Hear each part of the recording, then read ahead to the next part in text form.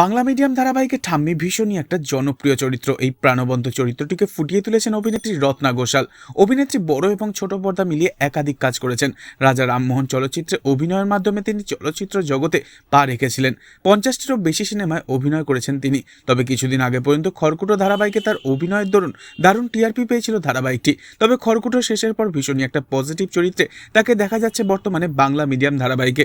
ইন্দিরা ও ভিকির বিয়েটা সম্ভব হয়েছে শুধুমাত্র ঠাকুমার অদম্য ইচ্ছা শক্তির জন্য, তাই ভীষণই মজা পেতে শুরু করেছেন দর্শকেরা। তবে দর্শকদের খুশি দিতে পেরে অভিনেত্রী আজ বেজায় খুশি। কিন্তু এই খুশির মাঝেই ভিকি ও ইন্দিরার বিয়েতে গোটা বাংলা মিডিয়াম টিম মেতেছিল কবজি ডুবিয়ে খেতে। খাওয়া দাওয়া শেষে বাড়ি ফেরার তারায় অভিনেত্রী পা মচকে গিয়ে মাটিতে বসে পড়েন। ডান পায়ে অসম্ভব যন্ত্রণা শুরু হয় অভিনেত্রীর, তবুও থামেনি। পরের দিনই আবারও অত্যন্ত ডেডিকেশন দিয়ে আবারও কাজে যোগ দেন অভিনেত্রী, কারণ ধারাবাহিকটি সবেমাত্র জমতে শুরু করেছে। অভিনেত্রীকে এ ব্যাপারে আরও প্রশ্ন করা হলে তিনি বলেন, যতদিন মনটা আমার সচল থাকবে ততদিন আমি কাজ করতে থাকবো। মনটা যদি থেমে যায় বাকিগুলো একা একাই থেমে যাবে, সেখানে আমার আর কিচ্ছু করার থাকবে না।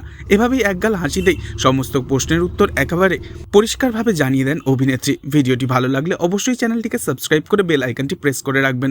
ধন্যবাদ।